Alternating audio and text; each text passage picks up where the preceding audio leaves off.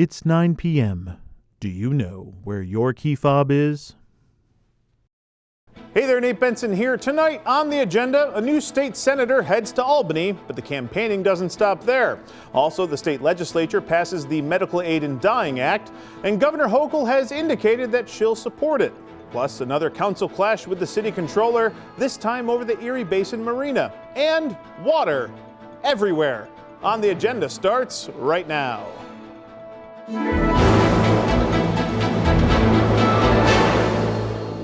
Thanks for spending some time with me this week. Albany has a new state senator. Jeremy Zellner won the special election for the 61st Senate seat vacated by Sean Ryan when he became Buffalo mayor. Let's take you to the Zellner victory party where reporters spoke to Zellner shortly after his election victory. I feel great. I'm so honored and humbled by this election. I've met so many great people in the last month, and prior to that, it's hard to take this all in. I'm not used to this kind of being on this side of things, you know. So it's really, really overwhelming. What do you think made the difference for you in this race? Well, I feel like we had a really strong, positive message that pushed back on the things and had a strong pushback on what's happening in the nationwide.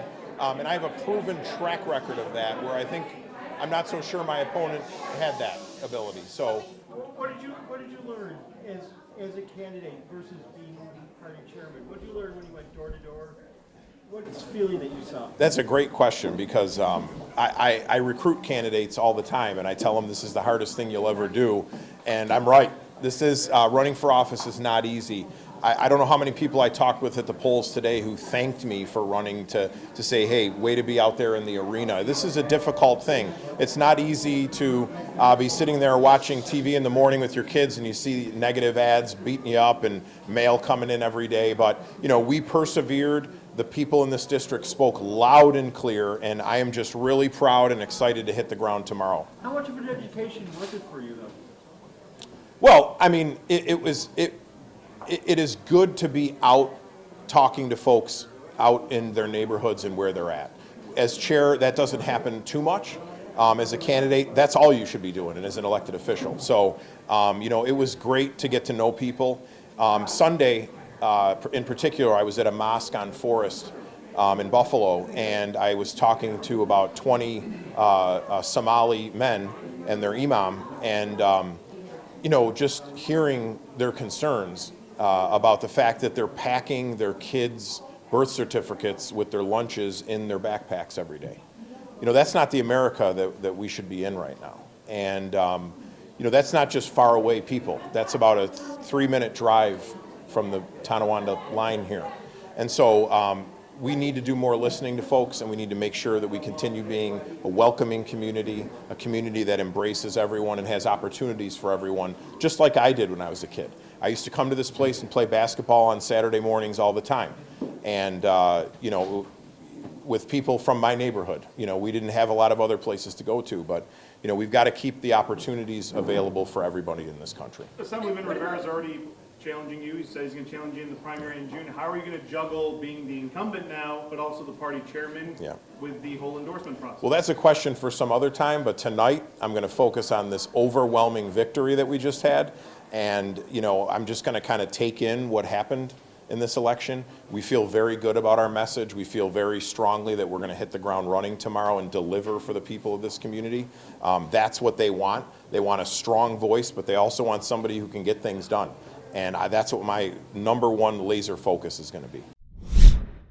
Now, there was low turnout for the special election. Zellner did not break 20,000 votes on his road to victory, and his challenger, Dan Gagliardo, managed just shy of 13,000 votes. We caught up with him shortly after the results came in Tuesday night. I'm going to miss all this. I'm going to miss all this. But Are you? I'm going to miss it. You know, I think that when you get to this point, I think it's really important that you assess what's behind you. And I will tell you that after going through this election, there is not one thing I would have done different. They did a great job. Great people.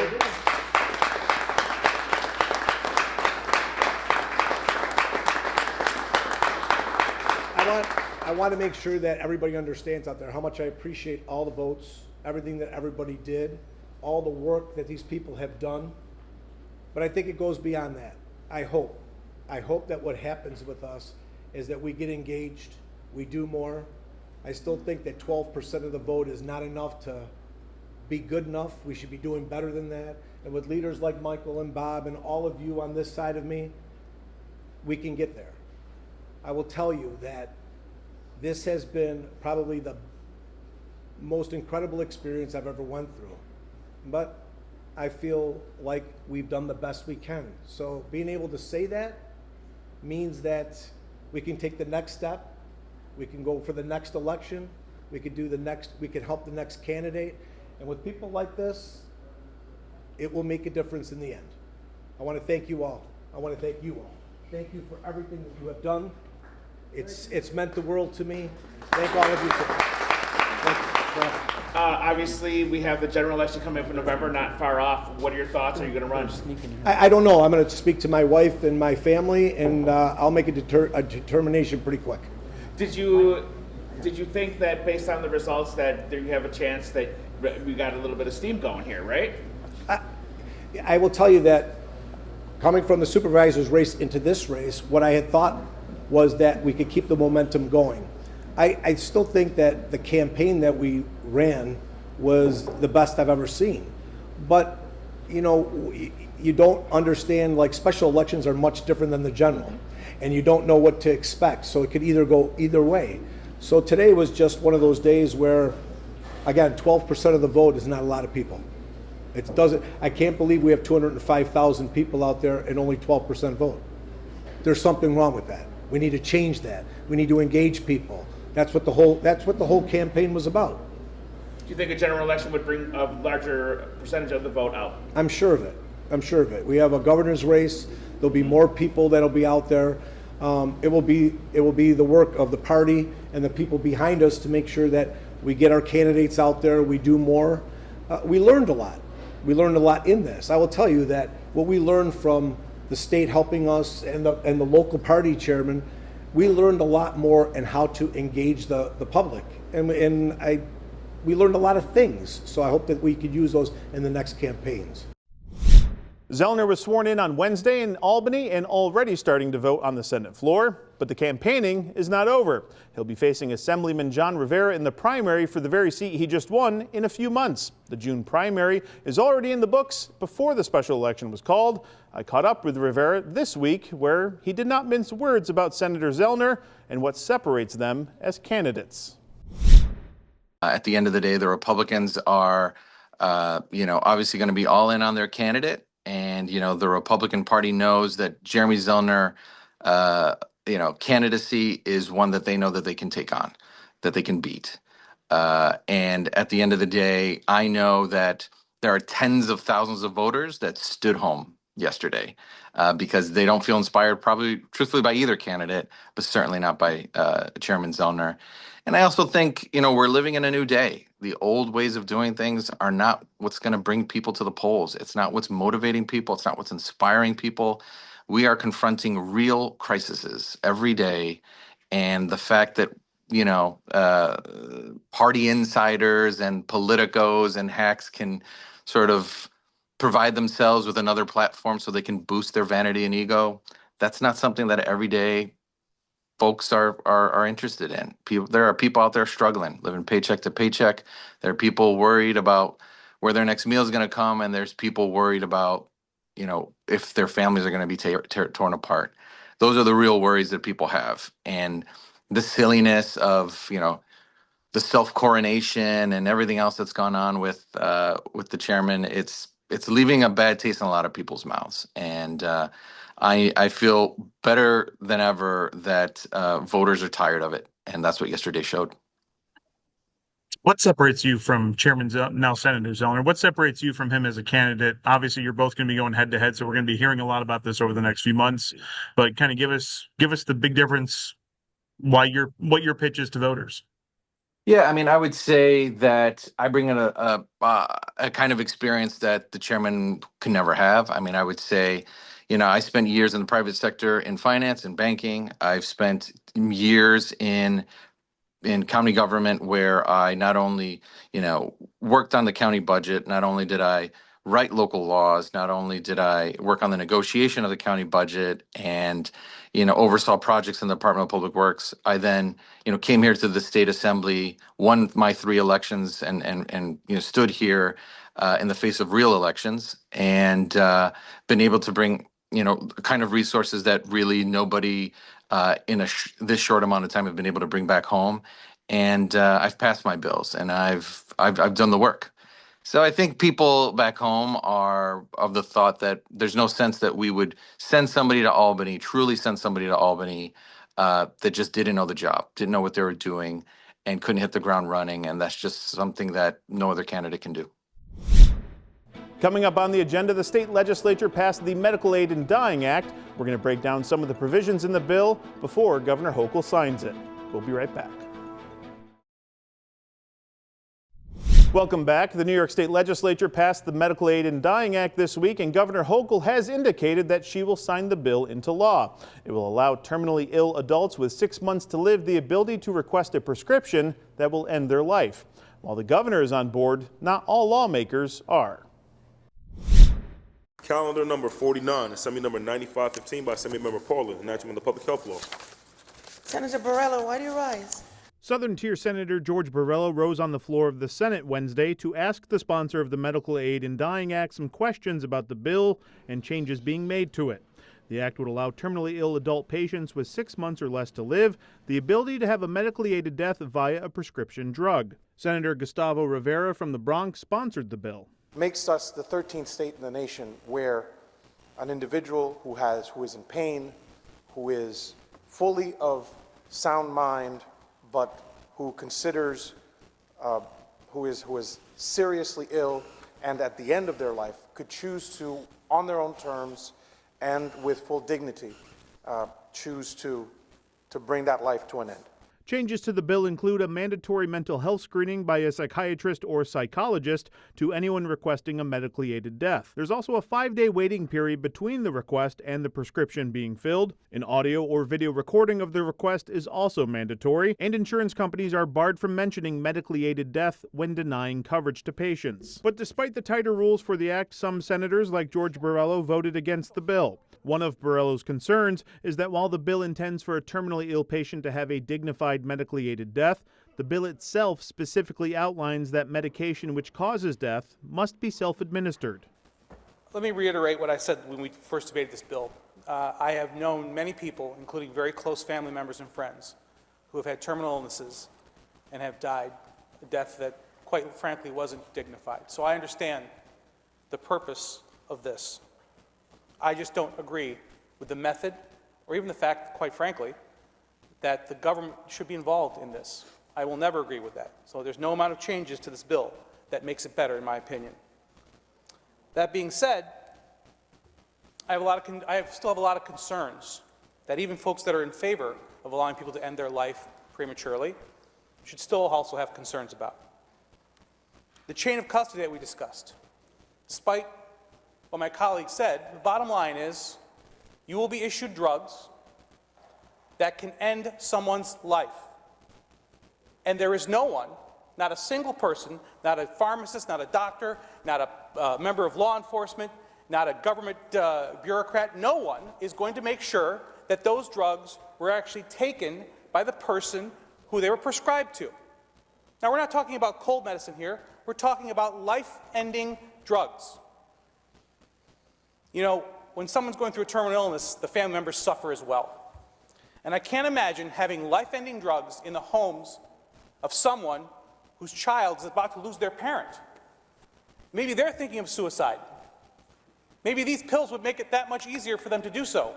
And as far as ensuring that we know someone actually who is ill, terminally ill, took that medication themselves, well, I can tell you, because I have, unfortunately, close personal experience with the disease ALS, that when you're at the end of your life, you're not physically able to put a pill in your mouth.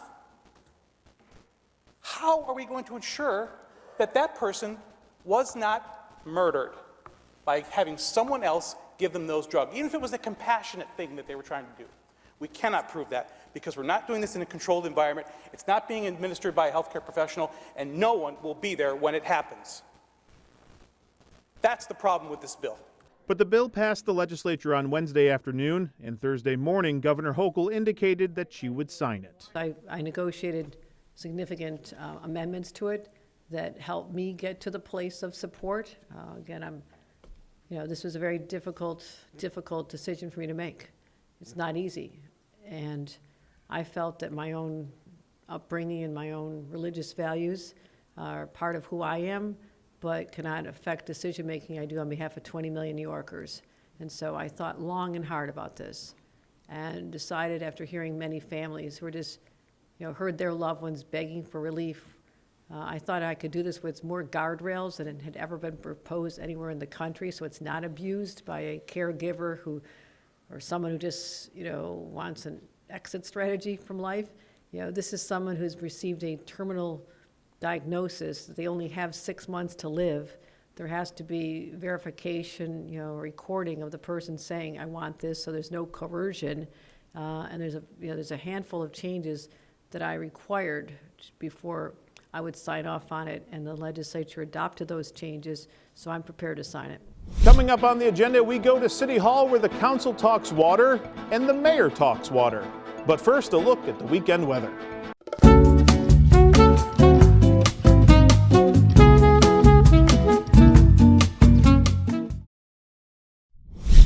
Welcome back. If you thought I could get through an episode without bringing up another kerfuffle between the Common Council and the Comptroller's office, I have a peace bridge to sell you.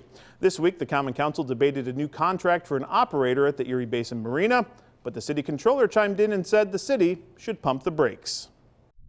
So the request for qualifications, the RFQ process, happened in December. It was posted onto the city's website. It was notified virtually everywhere. I don't understand necessarily the timing of this after we've had public debate, are reviewing things, have done a ton of work that now all of a sudden the Comptroller's office is asking about the RFQ process, which I would have glad that if they showed up and came to work and were a part of it and understood the process, that would have been great. So I will make Corporation Counsel, myself and DPW available to explain what the RFQ process was. It was of reading large binders of 3 individuals that submitted, and then you just graded it like on a rubric, and then all those responses get tabulated, and then the administration makes the determination of what they want to submit to the Common Council for contracts. So any questions that they have, I did reach out to the Comptroller's office last night. I was given correspondence that Friday in the afternoon that the Comptroller's office will be made available for them to ask the administration any questions they have on the RFQ process.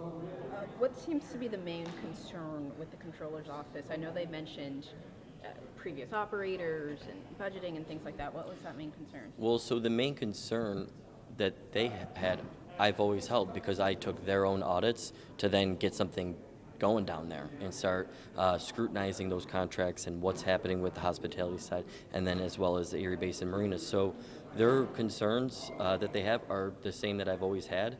I show up every other Tuesday to talk about it. I mean, I don't know what else is new. It seems that they have questions about the RFQ process.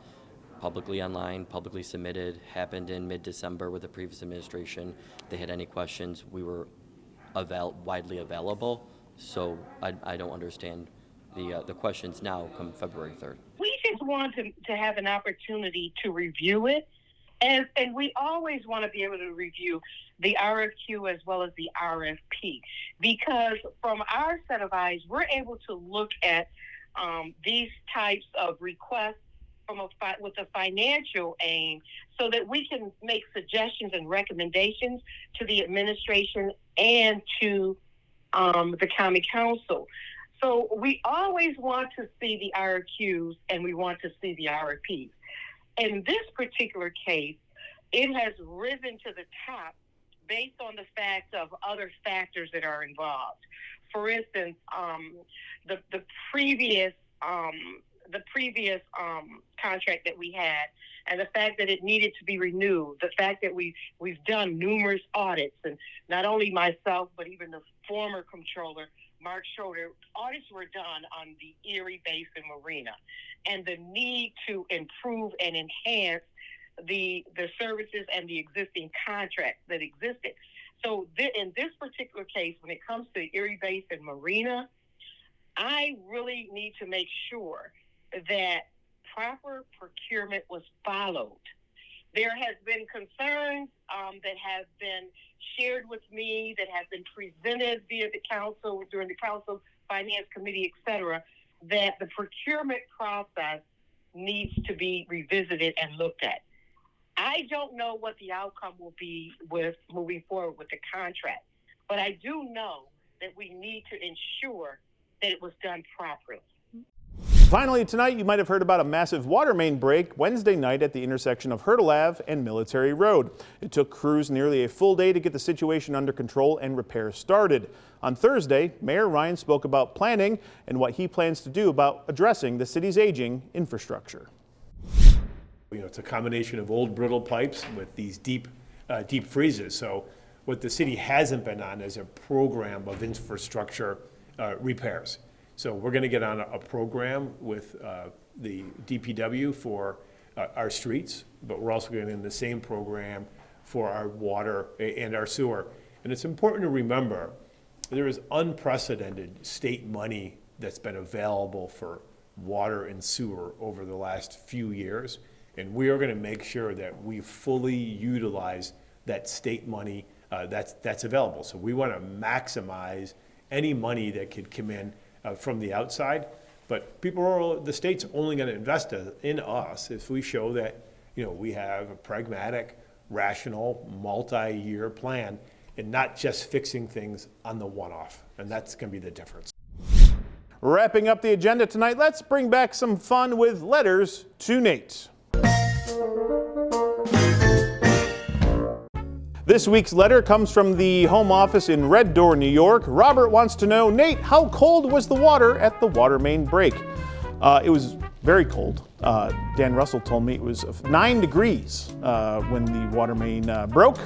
And then my feet got wet, and I learned that my waterproof boots were not as waterproof as they were advertised. And the great thing about that is I stood outside for about 90 minutes. So needless to say, I had a joyful night. The best part was when I got done with my shift, I then had to go to my car and then wait another 10-ish minutes for the car to warm up before I could even leave. I don't know about you guys, but I absolutely love winter in Western New York. Next week on the agenda, hairless pets. Weird.